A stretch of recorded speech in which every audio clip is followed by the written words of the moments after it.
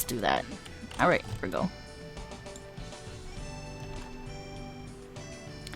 Hey everyone, this is Bo from the Mars server. I'm here to do a video on training tips. Now this is a very generic training tip 101 video. It's nothing too special, but I'm gonna do my best to explain as much as I can. Because there's so many ways to train on Mabby, and it's so many skills to train. It's really hard to say what's the best place to train, but I will share with you some of the most common places people like to train, and also some interesting ones. Alright, so as you can see, I'm already at one place already. This is kind of the newbie place to train for all new skills. Like, lots of people like to train here at raccoons. Raccoons are the weakest, I will say right now, raccoons are the weakest enemy on Mabinogi. There's nothing weaker than these little guys right here. They're very passive too. They don't even attack you unless you attack them. And they're out right here in Dugald logging camp, right outside of Tirp. But it's also debatable whether you want to train here, because they spawn frequent, but they're all spread out. So they're good to train on because they're weak, but then they're all kind of spread out too. So if you don't like that, you want to still train on weak enemies, but not having them too spread out, I guess.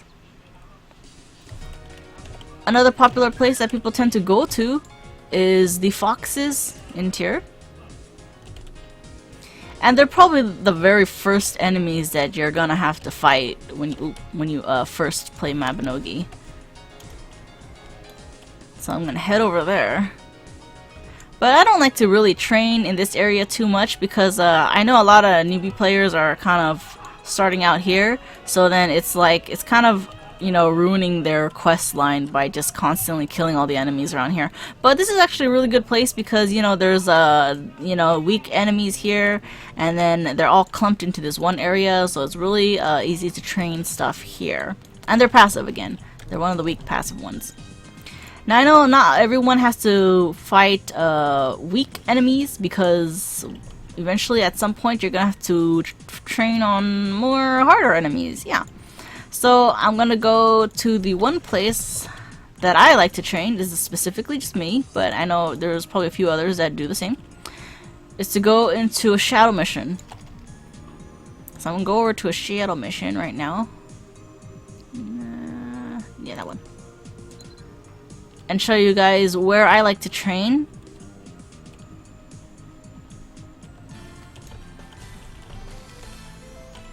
Where am I? Can't see, it's too dark. Okay, there it is. Right? Am I going the right way? Yes, I am. God, it's so dark I can't see where I'm going. Okay, so I like to go to Taltine's Shadow Mission board here, and I like to grab my most favorite run here is Doran's Request. And the reason why I picked Doran's Request is because in Doran's Request you get to control the mob spawns. They don't spawn when you don't want them to.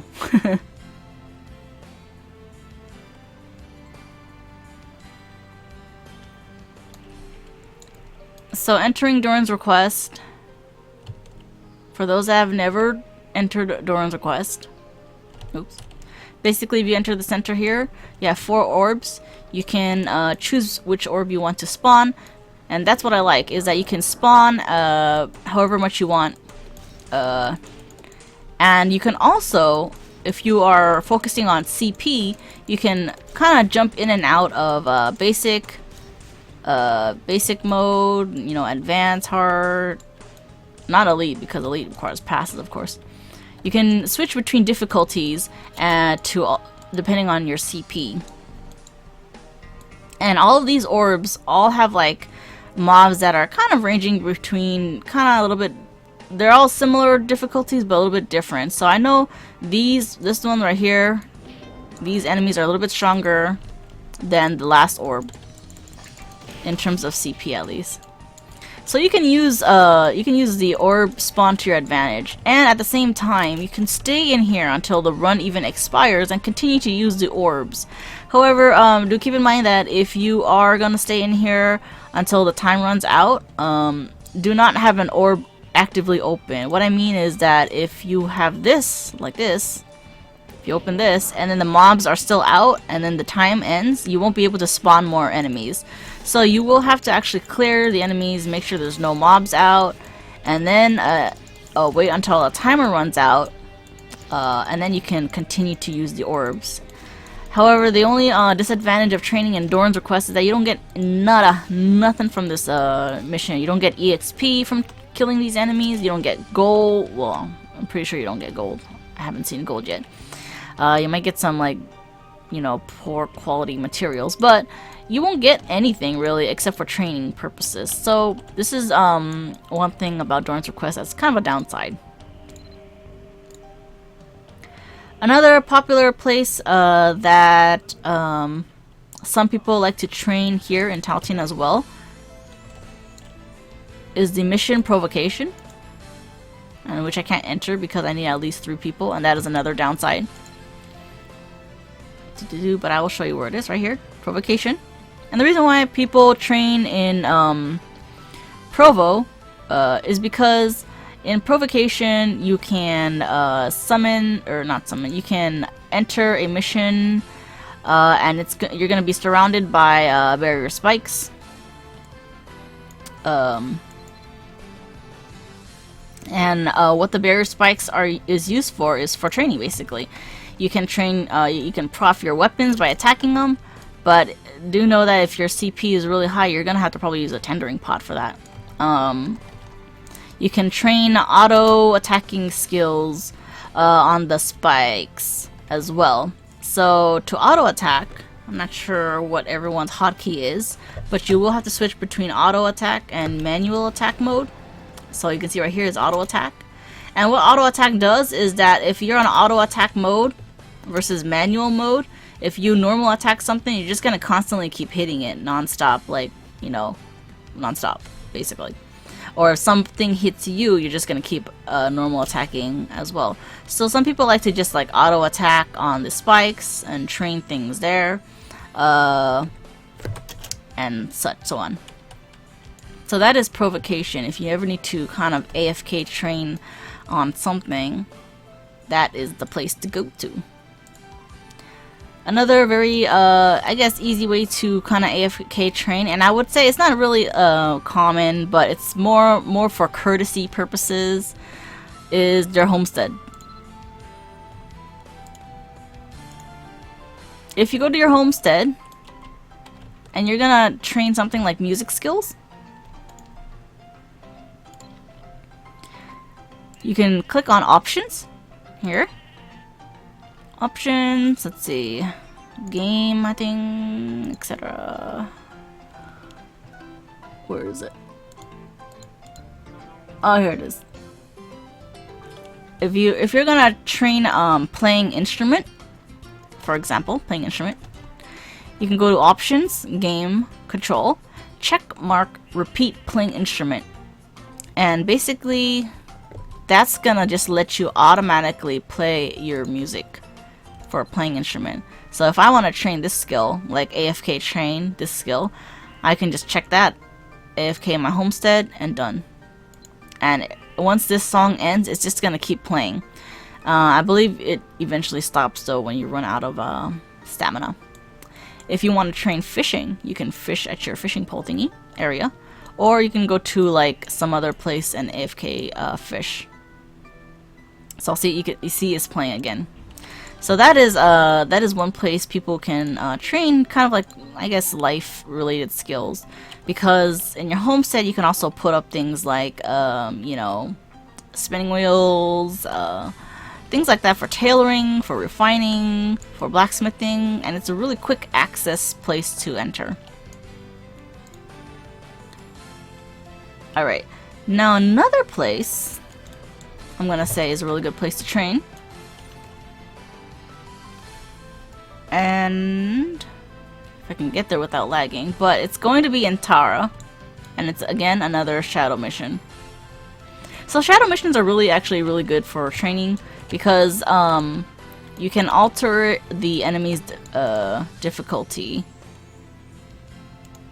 based on your CP.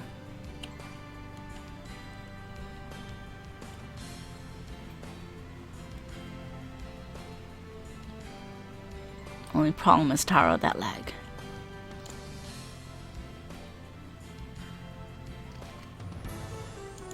Alright. Oop, oop, I'm stuck. So I'm gonna go over to Tara Stonehenge, and one of the few, I guess two of the few, pretty popular place to train. 2 missions I will highlight right here. Oh, it's today's, wow, everything that I'm talking about is today's daily. So, Other Alchemist is a very good place to train, and I'll enter it later and show you why. Sulfur Spider is pretty good, but do know that it can be really difficult for new players. The reason why I say Sulfur Spider is because the middle room has a lot of spawns in there, so if you ever need things like with lots of spawns and stuff, and you can handle all that aggro, Sulfur Spider is pretty good. You can also even summon more spiders at the end of the boss room by knocking back the boss. If you knock back the boss, the huge sulfur spider, with like, I don't know, firebolts or something, you have a chance of having her or him spawn more sulfur spiders, and it could just be like constantly spawning more spiders after more spiders after more spiders. So you can get a lot of training in there, but it's a lot of aggro. Okay, so skill, Other Alchemist. I'm gonna grab this one. I like to sometimes train in just the first room of Other Alchemist because it has frequent waves of enemies.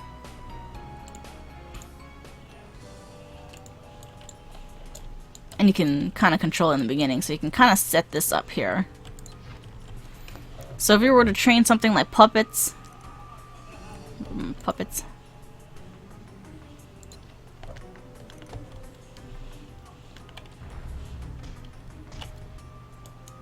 where's the orb? You can train puppets in here. Makes it so easy to train. So things like that. If you want lots of waves of enemies, it's a really decent place to train. Just the first room, I would say. Just the first room.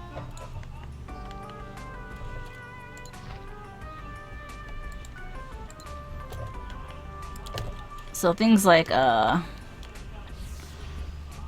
Shrinken, or I mean Sakura Abyss. Places with lots of mobs. And you can see right now I use another skill just to help me with that. Lullaby is really easy to help you get enemies stuck in place. So I would use skills like Lullaby if you ever need to kind of like halt the enemies. So you can see the first room is done. So get out of here. And if you summon a pet before you exit out of a Tara mission, it shouldn't lag you so much entering back out into Tara. So it's like quick load. So that is one of the places in Tara, at least, that I like to go to train.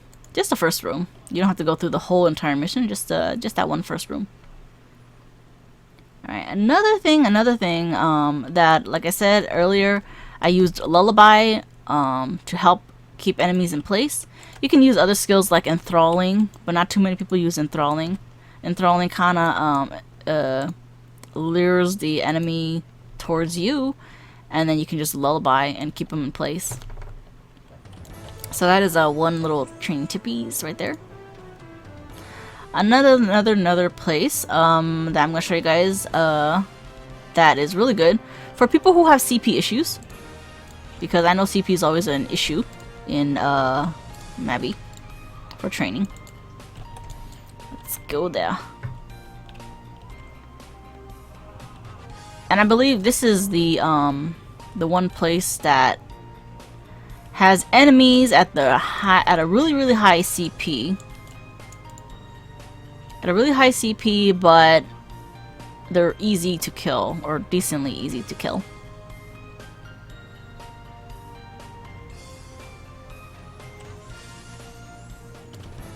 Because I know some people have like issues with CP, even with minus CP wear, that they can't find boss enemies, they can't find awful enemies, and it's like a pain in the butt.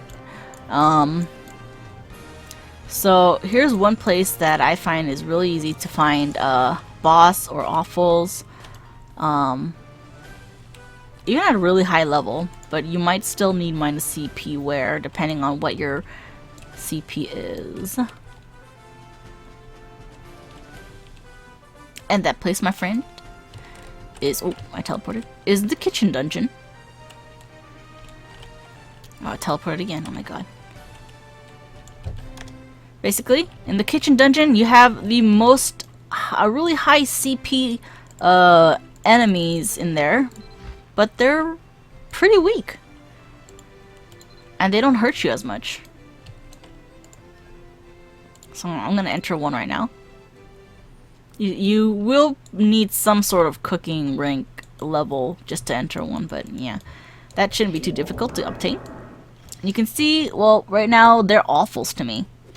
These enemies are awfuls to me, and I'm not even wearing a CP gears. So, that is one place to train if you ever need to train enemies. This is a really good place to train. However, they do kind of aggro, like, and they're not so bad in aggro, but you don't get much from this dungeon. They don't drop anything.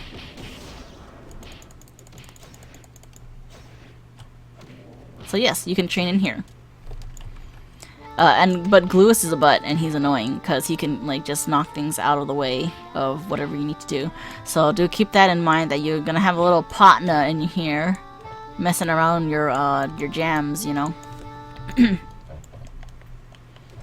And these also have protection, so killing them in one hit the first time won't be too easy, I guess. Unless you're actually using a skill that lowers our protection. So see, this using a normal attack right there, it still only does 1 damage. So you will kind of have to bring down their protection if you need to actually kill enemies with that are boss or awfuls or things like that. Yeah, getting out of here.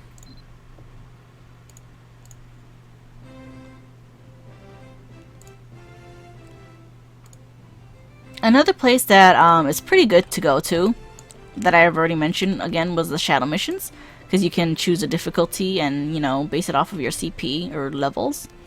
Saga missions are really good too. There are some enemies in sagas that are really easy to kill, and then they're like still strong because it's based off of your level. So that is one thing to keep in mind, is using the saga missions to train. And let's see what else. There's other advantages too for double training, like a talent bonus. So if you have a certain thing you're training, make sure you're in the right talent for it. So if you want to train warrior related skills like these warrior related skills, make sure you're in the warrior talent, or alchemy talent, life skill talent, whatever it is. So that way you get double training versus just single training. Also, if you are in talent and there's like an event going on or something on Mabby, like let's say sometimes they have events where it's like, okay, you guys get double training for magic or something. I think right now it's archery. Then that also is a good advantage point, because then you get 4 times training. Now if you want to even go further than that, you can use training pots, training like EXP training pots, and it will even double more. There are some that are 10 minutes. Well, I was going to say 10 day. Oh, I wish it was 10 days. There are some that last for 10 minutes. Sorry. And then you have some that last for like a whole entire day.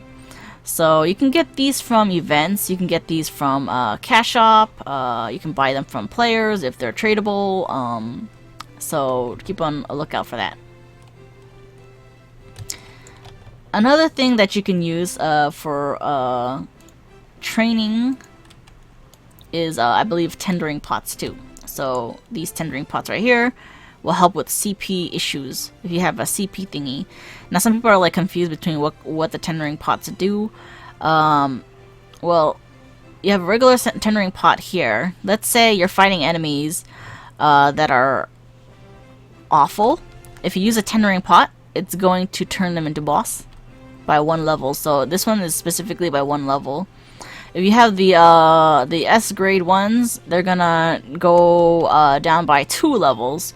So then if you're fighting, I think it's Strongs. Yeah, Strongs, it's gonna go up to boss instead of Awfuls.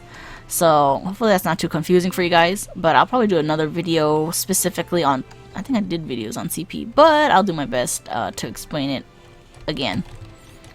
But yeah, that is basically the most common places for training that I can think of right now. If you guys have any other methods of training, oh yeah, daily effects. Sorry, I almost forgot to mention that. Daily effects. You get daily effects like, you know, Sunday through Saturday. Daily effects, like for example, Sundays improve music and luck. Mondays improve life skills.